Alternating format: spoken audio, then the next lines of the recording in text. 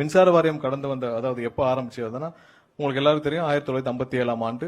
அதுல 2010 ஆண்டு ரீஸ்ட்ரக்சரிங், அதாவது மொத்தமா டிஎன்இபி 2ஆக பிரிக்கப்பட்டது, டான்ஜெட்கோன்னு டான்ட்ரான்ஸ்கோன்னு. அதுக்கப்புறம் 2024 இது 4 கம்பெனியாக மாற்றப்பட்டது. அடுத்த ஸ்லைட் போகலாம். ரெவன்யூ போங்க, அடுத்த ஸ்லைடு. ஸோ இதான் வந்து மொத்த 2001 ஆண்டுல இருந்து 6ஆம் ஆண்டு வரை மொத்தமா அந்த டென்யூருக்கு, அந்த 5 ஆண்டுகளுக்கான எவ்வளவு ரெவன்யூ, எவ்வளவு எக்ஸ்பெண்டிச்சர், அதாவது எவ்வளவு எக்ஸ்பெண்டிச்சர், எவ்வளவு வந்து அதுல கேப் வந்துச்சு, அதாவது எவ்வளவு நெகட்டிவ் இருக்குன்னு பாக்குறோம். ஸோ 2001 ஆண்டில் 2006 ஆண்டு வரைக்கும் ரெவன்யூ 59,000 கோடி, செலவினங்கள் 67,000 கோடி அளவுக்கு இருந்திருக்கு. நம்மளுடைய நெகட்டிவ், அதாவது அதுல உள்ள கேப் வந்து பாத்தீங்கன்னா 8,355 கோடி. ஸோ ஒவ்வொரு ஆண்டும் அதே இதில் 2006, 2021 ஆண்டு, 2011 ஆண்டுகள் வரைக்கும் 92,734 கோடியாக இருந்த ரெவன்யூ. அதே நேரத்தில் எக்ஸ்பெண்டிச்சர் பாத்தீங்கன்னா 1,28,000 கோடியாக இருக்கு. அந்த பீரியட்ல ரெவன்யூ இன்க்ரீஸ்க்கு முக்கியமான ஒரு காரணம் அந்த டைம் டேரிஃப் ரிவிஷன் நடந்துச்சு.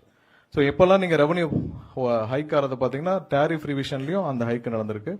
அதே நேரத்தில் 2011 ஆண்டு அந்த கேப் பாத்தீங்கன்னா 56,000 கோடி. ஸோ கடைசி 5 ஆண்டுகள் நம்ம 2021 இருந்து 26 வரைக்கும் பாத்தீங்கன்னா 4,97,000 கோடி மொத்த ரெவன்யூ நமக்கு டிஎன்இபிக்கு வந்திருக்கு. அதுல செலவினங்கள் எக்ஸ்பெண்டிச்சர் 5,32,443 கோடி, கேப் பாத்தீங்கன்னா 34,000 கோடி.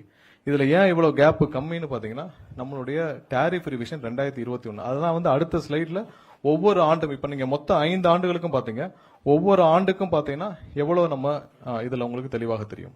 இதுல பாத்தீங்கன்னா 2020-21 ஆண்டுக்கு 57,625 கோடியாக இருந்த ரெவன்யூ, அதாவது டோட்டல் டிஎன்இபியோட மொத்த ரெவன்யூல அப்படியே இன்க்ரீஸ் எவ்வளவுனா 65,447 கோடி இன்க்ரீஸ் ஆயிருக்கு. எதனால? Tariff revision. நம்ம 2022 நம்ம பண்ண டாரிஃப் ரிவிஷன்னால கிட்டத்தட்ட 100% மேல 65,447 கோடி வந்து நமக்கு புதிதாக ரெவன்யூ உள்ள வந்திருக்கு. அதே நேரத்தில் பேரலல் செலவினங்கள் அதுக்கு முன்னாடி 72,167 கோடியாக, அதாவது 2021-22 கடைசி ஆண்டு, அதாவது பழைய அதிமுக ஆட்சியோட கடைசி ஆண்டுல இருந்த செலவினங்கள் பாத்தீங்கன்னா 72,167 கோடியாக இருந்தது. இந்த டாரிஃப் ரிவிஷனுக்கு அப்புறமும் நீங்க அந்த செலவினங்கள் 51,831 கோடி கூடி இருக்கு. ஸோ அந்த கூடுற அளவுக்கு, அந்த 51,838 கோடி கூடுற அளவுக்கு என்ன பெரிய செலவு செஞ்சாங்கன்னு நம்ம ஒவ்வொன்றா அதுல பார்க்க போறோம். ஏன்னா என்ன புதுசாக பெரிய டிரான்ஸ்ஃபார்மர் வாங்கப்பட்டுச்சா? இல்ல. புதிதாக நிறைய திட்டங்கள் தொடங்கப்பட்டுச்சா? இல்ல. புதிதாக நீங்க வேக்கண்டா இருந்த ஒரு 50,000 பேர் 60,000 பேர் பணியிடங்களை நிரப்புனீங்களா? இல்ல. எதுவுமே செய்யாமல் அதுக்கு முந்தைய ஆண்டுகள் என்ன பண்ணாங்களோ அதே தான் பண்ணிருக்கீங்க. அதே ப்ரொசீஜர்ஸ் தான், அதே விஷயம் தான் ஃபாலோ பண்ணிருக்கீங்க. அப்ப செஞ்சதை கூட இப்ப செய்யவில்லை. அதை கம்பேரிஷன் தான் நம்ம கொடுக்க போறோம். சோ அப்ப என்ன செஞ்சாங்களோ அதை கூட செய்யல. அப்படி இல்லாமல் எப்படி நீங்க 51,000 கோடி, அதாவது ரெவன்யூ டாரிஃப் ரிவிஷன் பண்றதே வந்து பாத்தீங்கன்னா அந்த கம்பெனி நஷ்டத்தில் இயங்குது, டாரிஃப் ரிவிஷன் பண்றோம், அதனால ரெவன்யூ அதிகரிக்குது, அதனால வந்து கடன் சுமை குறையும், ரெவன்யூ அதிகரிக்குது, நம்மளுடைய எக்ஸ்பென்ஸும் குறையணும்.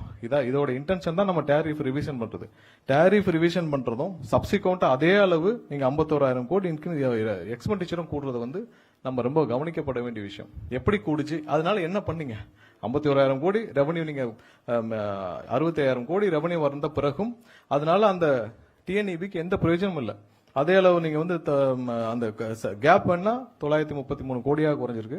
பட் இந்த 65,000 கோடினால இன்க்ரீஸ்னால பொதுமக்களுக்கு தான் கஷ்டப்பட்டிருக்காங்களே தவிர்த்து டிஎன்இபியோட செலவினங்கள் 51,000 கோடி அதிகரிச்சிருக்கு. அந்த அதிகரிச்சது என்ன பண்ணாங்க போன அரசு, அதுதான் வந்து நம்ம பார்க்க போறோம். எதுவுமே பெருசா பண்ணல. முந்தைய ஆண்டுகள் என்ன பண்ணாங்களோ அதை விட கம்மியா தான் இவங்களோட இன்ஃப்ராஸ்ட்ரக்சர் டெவலப்மெண்ட் இருந்திருக்கு, ஹையரிங்கும் அப்படிதான் இருந்திருக்கு. அதாவது வேலைக்கு எடுப்பதும் அதே அளவு தான் இருந்திருக்கு. அது அடுத்தடுத்த ஸ்லைட்ல பார்ப்போம். சோ இதை நம்ம ஹைலைட் பண்ண வேண்டிய நினைச்சது என்னன்னா, இவ்வளவு அதிகமான ரெவன்யூ வந்து இந்த காலகட்டத்தில் தான் வந்திருக்கு. கடந்த 5 ஆண்டுகள் தான் அதிகமான ரெவன்யூ. நீங்க அந்த கேப் பாத்தீங்கன்னா தெரியும். 2005-6 கடைசியான அந்த முந்தைய 2001, 2006 ஆண்டால கடைசி 2005 இருந்து 2006 வரைக்கும் ரெவன்யூ வந்து 16,000 கோடி. அதே நேரத்தில் செலவினங்கள் 15,678 கோடி. 2010-11 அந்த திமுக ஆட்சியோடைய அப்ப இருந்த ரெவன்யூ வந்து 22,635 கோடி. அப்பயும் டாரிஃப் ரிவிஷன் 2010 ஆண்டு பண்ணிருக்காங்க. அதான் நம்ம சைட்ல போறோம் எப்பப்ப டாரிஃப் ரிவிஷன் பண்ணிருக்காங்கன்னு சொல்லிட்டு. அதே 2015-16 அந்த அதிமுக ஆட்சியோட கடைசி ஆண்டுல 52,212 கோடி வந்து ரெவன்யூ வந்திருக்கு. சப்சிக்வெண்டா எக்ஸ்பெண்டிச்சரும் 58,266 கோடி இருந்திருக்கு. சோ இதெல்லாம் போக இந்த 5 ஆண்டுகளில் எக்ஸ்பெண்டிச்சர் மட்டும் பெரிய அளவில் இவ்வளவு ஹைப் ஆனது நம்ம வந்து அதுல என்ன செலவு பண்ணாங்க நம்ம பார்ப்போம். நெக்ஸ்ட். செய்திகளை உடனுக்குடன் தெரிந்து கொள்ள கீழ்கண்ட கேபிள் மற்றும் டிடிஹெச் நெட்வொர்க்குகளில் எம்நாடு செய்தி தொலைக்காட்சியை காணுங்கள். பாதகம் செய்பவரை கண்டால் நாம் பயம் கொள்ளலாகாது பாப்பா. மோதி மிதித்து விடு பாப்பா, அவர் முகத்தில் உமிழ்ந்து விடு பாப்பா. அண்மை செய்திகளை உடனுக்குடன் தெரிந்து கொள்ள இணைந்திருங்கள் எம்நாடு தொலைக்காட்சியுடன்.